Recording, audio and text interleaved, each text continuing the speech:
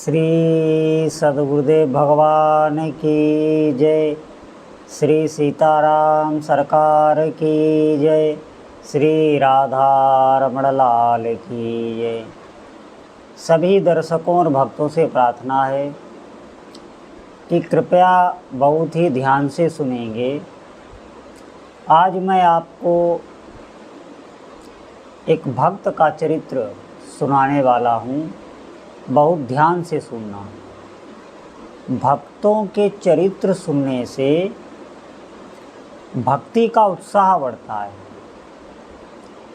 साधना में लाभ होता है। जब तक आप भक्तों का चरित्र नहीं सुनते हैं, आपको भक्ति में लाभ नहीं हो सकता, क्योंकि भक्तों का चरित्र भगवान खुद सुनते हैं, खुद सुनने आते हैं। सत्य बात है ये। जैसे भगवान का चरित्र भक्त सुनते हैं, ऐसे भक्तों का चरित्र भगवान को सुनने में बहुत रस आता है। तो बहुत ध्यान से आप सुनेंगे। संसार स्वाद सुख त्यागी कर, फिर नहीं तिन तन चही। कठिन काल कलयुग महा, करमैती निकलंक रही। करमैती जी बाई का ऐसा चरित्र है कि इस कराल कलिकाल में भी वो निष्कलंक रही, उनके ऊपर कोई भी कलंक नहीं रहा। अब ध्यान से सुनना। जयपुर के अंतर्गत खंडेला नामक एक स्थान है और वहाँ शेखावत सरदार राज करते थे। पंडित परशुराम जी खंडेला राज्य के कुल पुरोहित थे और करमैती बाई इन्हीं भाग्यशाली परशुराम जी की बहुत सद्गुणी पुत्री थी। पूर्व संस्कारवश लड़कपन से ही करमैती का मन भगवान श्याम सुंदर में लगा हुआ था। वह निरंतर श्री कृष्ण के नाम का जाप किया करती थी और एकांत स्थल में श्री कृष्ण का ध्यान करती हुई हा नाथ ऐसा वो पुकारा करती थी। ध्यान में उसके नेत्रों से आंसुओं की धारा बहने लगती थी, शरीर पर पुलकावली छा जाती थी। प्रेमावेश में वह कभी हंसती, कभी रोती और कभी ऊंची सुरीली आवाज़ से कीर्तन करने लगती। नन्ही सी बालिका का सरल भगवत प्रेम देखकर घर के और आसपास के सभी लोग प्रसन्न होते। होते होते करमैती की उम्र विवाह के योग्य हो गई। माता पिता सुयोग्य वर की खोज करने लगे, परंतु करमैती को विवाह की चर्चा सुहाती नहीं थी। वह लज्जावश माता पिता के सामने कुछ बोलती तो नहीं, परंतु विषयों की बातें उसे विष के समान प्रतीत होती थी। इसे कहते हैं स्थिति। पूर्व जन्म के भजन से उसके चित्त की ऐसी स्थिति स्वतः थी। इच्छा ना होने पर भी पिता की इच्छा से उसका विवाह हो गया, परंतु वह तो अपने आप को विवाह से पूर्व जन्म से ही भगवान के चरणों में अर्पण हो चुकी थी। और भगवान की वस्तु पर दूसरे का अधिकार होना वह कैसे सहन करती। वह तो इस संसार के परे दिव्य प्रेम राज्य के अधीश्वर, नित्य नवीन चिरकुमार सौंदर्य की राशि श्याम वदन सच्चिदानंद नंद नंदन को रात दिन उन्हीं का चिंतन करती। कुछ दिन यूं ही बीते, परंतु एक दिन ससुराल वाले उसे लेने को आ गए। पहले शादी ब्याह में ऐसा होता था कि छोटी उम्र में शादी हो जाती थी और गौना जिसे कहते हैं वो कुछ सालों के बाद होता था, जब उम्र थोड़ी परिपक्व हो जाती थी। तो उसे पता लगा कि वह जिस घर में ब्याही गई वहाँ के लोग भगवान को नहीं मानते, वे वैष्णवों और संतों के विरोधी हैं।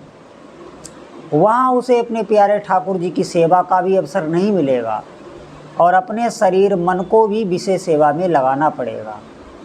यह सब सोच विचार कर वह व्याकुल हो उठी और मन ही मन भगवान को स्मरण करके रोने लगी। उसने कहा, नाथ, इस विपत्ति से तुम ही बचाओ। क्या यह तुम्हारी दासी आज जबरदस्ती विषयों की दासी बनाई जाएगी? क्या तुम इसे ऐसा कोई उपाय नहीं बतला दोगे जिससे यह तुम्हारे ब्रजधाम में पहुंचकर वहाँ की पवित्र धूलि को अपने मस्तक पर धारण कर सके। घर में माता पिता बेटी को ससुराल भेजने की तैयारी में लगे हैं। इधर करमैती दूसरी ही धुन में मस्त है। रात को थककर सब सो गए, परंतु करमैती तो भगवान से उपर्युक्त प्रार्थना कर रही है।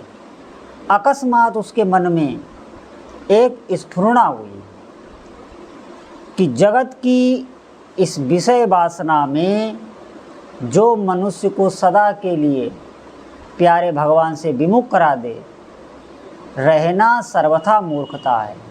अतएव कुछ भी हो, विषयों का त्याग ही मेरे लिए सर्वथा श्रेयस्कर है।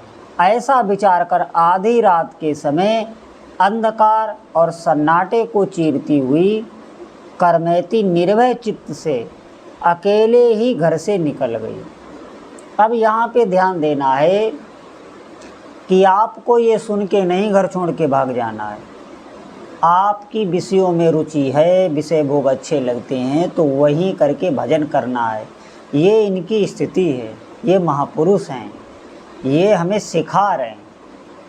हमें ऐसा करने नहीं लग जाना है बुद्धि से सोच के। जब तक आपके हृदय की स्थिति ऐसा ना हो तब तक जहाँ पर हैं जैसे हैं वहीं आपको भजन करना है। अब ध्यान से सुने।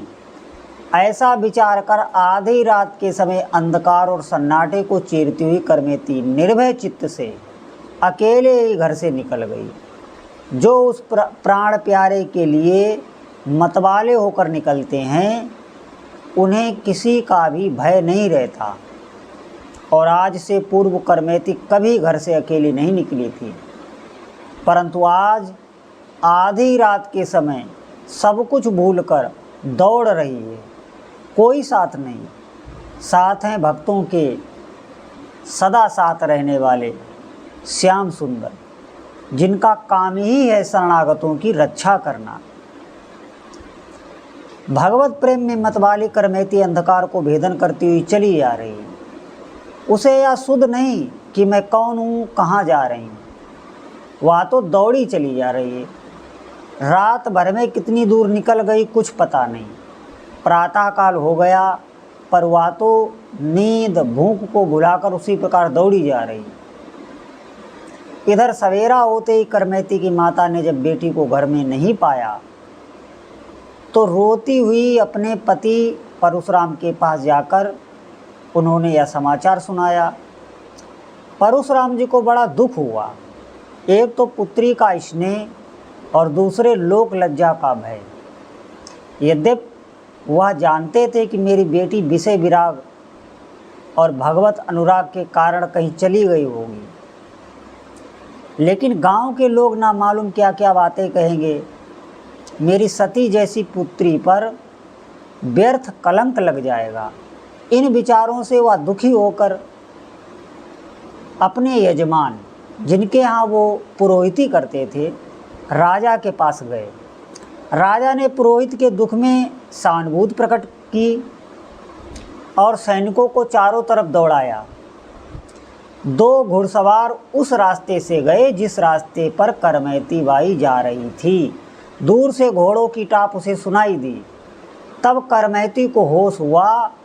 उसने समझा हो न हो ये सवार मुझको ही ढूंढने आ रहे हैं, क्योंकि वो जानती थी मेरे पिता राजा के यहाँ पुरोहित हैं। परंतु वह छिपे कहाँ। ना कहीं कोई कंदरा थी, ना कोई पहाड़ की गुफा थी, ना कोई बड़ा वृक्ष था। रेगिस्तान था, खुला स्थान था। अंत में उसके भीतर एक बुद्धि आई। पास ही एक मरा हुआ ऊँट पड़ा था। सियार गिद्धों ने उसके पेट को फाड़कर मांस निकाल लिया था। पेट एक खो की तरह बन गया था। करमैती उसी सड़ी हुई दुर्गंध से युक्त ऊंट के कंकाल में छिप गई। सवारों ने उस ओर देखा भी नहीं, इतनी ज़्यादा दुर्गंध आ रही थी कि वहाँ खड़े भी ना हो सके। और करमैती के लिए तो जो विषय और संसार की दुर्गंध थी, उसके सामने ये दुर्गंध कुछ नहीं थी। लेकिन भगवान ने वहाँ पर एक चमत्कार किया। उस बालिका के लिए भगवत कृपा से वह दुर्गंध एक महान सुगंध में बदल गई, जिसकी कृपा से अग्नि शीतल और विष अमृत बन जाता है। उनकी कृपा से दुर्गंध अगर सुगंध में बदल गई, यह कोई बड़ी बात नहीं। 3 दिन तक करमैती ऊँट के पेट में प्यारे श्याम के ध्यान में पड़ी रही। चौथे दिन वो वहाँ से निकली। थोड़ी दूर आगे जाने पर साथ मिल गया। करमैती ने पहले हरिद्वार पहुंचकर भागीरथी में स्नान किया और फिर चलते चलते वह सांवरे की लीला भूमि वृंदावन में पहुंची। उस जमाने में वृंदावन केवल सच्चे विरागी वैष्णव साधुओं का केंद्र था। वहाँ चारों ओर के मतवाले भगवत प्रेमियों का ही जमघट रहता था। उसी से वह परम पवित्र था और इसी से भक्तों की दृष्टि इस धाम की ओर लगी रहती थी। वृंदावन पहुंचकर करमैती मानो आनंद सागर में डूब गई। वह जंगल में ब्रह्म कुंड पर रहने लगी। प्रेम सिंधु की मर्यादा टूट जाने से उसका जीवन नित्य अपार प्रेम धारा में बहने लगा। इधर परशुराम जी को जब कहीं पता न लगा तो वह ढूंढते ढूंढते खुद वृंदावन आ गए। वृंदावन में भी वो करमैती को कैसे पता करें। जगत के सामने अपनी भक्ति का कोई प्रचार तो था नहीं जो उसे सब जानते हों। कोई नामी गिरामी भक्त तो थी नहीं। वह तो अपने प्रीतम के प्रेम में डूबी हुई अकेली जंगल में पड़ी रहती थी। एक दिन परशुराम ने वृक्ष पर चढ़कर देखा तो ब्रह्म कुंड पर एक बैरागिनी दिखाई दी और वह तुरंत उतरकर वहाँ दौड़ गया। जाकर देखता है करमैती साधु वेश में ध्यान मग्न बैठी है। उसके मुख पर भजन का निर्मल शीतल तेज चमक रहा है। आँखों से प्रेम के आंसुओं की अनवरत धारा बह रही है। परशुराम पुत्री की यह दशा देखकर खुद हर्ष शोक में डूब गए। पुत्री की बाहरी अवस्था पर तो उनको शोक था, लेकिन उसके भगवत प्रेम को देखकर उनके भीतर बहुत हर्ष था, बहुत आनंद था। वह अपने को ऐसी भक्तमती देवी का पिता समझकर अपने को धन्य मान रहे थे। परशुराम को वहाँ बैठे कई घंटे हो गए। वह अपनी बेटी की प्रेम दशा देख देख कर बेसुध हो गए, पर करमैती जागी नहीं। आखिर में परशुराम ने उसे हिलाकर होश कराया और बहुत अनुनय विनय के साथ घर चलकर भजन करने के लिए कहा। करमैती ने कहा, पिताजी यहाँ आकर कौन वापस गया है? फिर मैं तो उस प्रेममय के प्रेम सागर में डूबकर अपने को खो चुकी हूँ, जीती हुई ही मर चुकी हूँ। यह मुर्दा अब यहाँ से कैसे उठे? आप घर जाकर मेरी माता सहित श्री कृष्ण का भजन करें। इसके समान सुख त्रिलोकी में कहीं नहीं है। भगवान के गुण गाते गाते प्रेमावेश में करमैती मूर्छित हो जाती थी। इतना भजन में इतना सुख कि भजन की बातें करते करते मूर्छित हो जाती थी। ब्राह्मण परशुराम ने संसारी जीवन को धिक्कार देते हुए उसे जगाया और श्री कृष्ण भजन की प्रतिज्ञा करके प्रेम में रोता हुआ वहाँ से घर लौट आया। घर पहुंचकर उसने गृहिणी को पुत्री के समाचार सुनाकर कहा, ब्राह्मणी तो धन्य है जो तेरे पेट में ऐसी संतान पैदा हुई। आज हमारा कुल पवित्र और धन्य हो गया। राजा ने जब यह समाचार सुना तो वह भी करमैती के दर्शन के लिए वृंदावन को चल दिया और राजा ने वृंदावन पहुंचकर करमैती की बड़ी ही प्रेम विभोर अवस्था देखी। यहाँ पे ध्यान देना है, कि चाहे जितने बड़े पद पर आप हो, चाहे जितना बड़ा भी धन वैभव आपके पास हो, सुख नहीं मिलेगा आपको। तभी तो राजा उस बैरागिनी करमेती बाई जो जंगल में पड़ी हुई है, न खाना है न पीना है, उसका दर्शन करने के लिए राजा जा रहा है। आप ध्यान दें इस बात पर। राजा ने वृंदावन पहुंचकर करमेती की बड़ी ही प्रेम विभोर अवस्था देखी। राजा का मस्तक भक्ति भाव से उसके चरणों में अपने आप ही झुक गया।